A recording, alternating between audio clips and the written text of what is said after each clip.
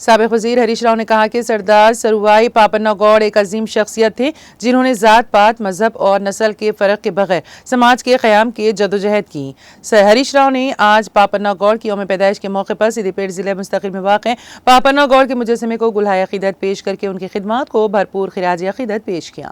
اس موقع پر بات کرتے ہوئے انہوں نے کہا کہ انہیں خوشی ہے کہ آج پوری ریاست میں پاپنا گوڑ جینتی کا جشن منایا جا رہا ہے، جنہوں نے 17ویں صدی میں تاریخ میں ایک بہوجن بادشاہ کی حیثیت رکھا۔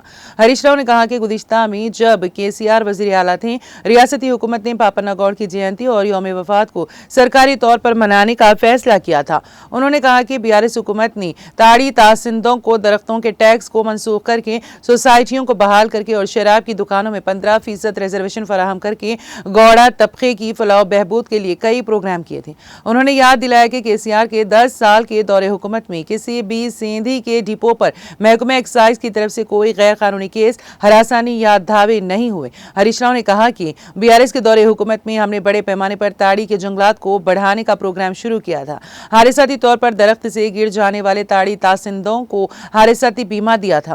یہ بدقسمتی کی بات ہے کہ ریاست میں برسر اقتدار کانگریس حکومت سیندھی کے ڈپوز پر دھاوے اور غیر قانونی مقدمات درج کر کے گیتا ورکرز کو ہراساں کر رہی ہیں۔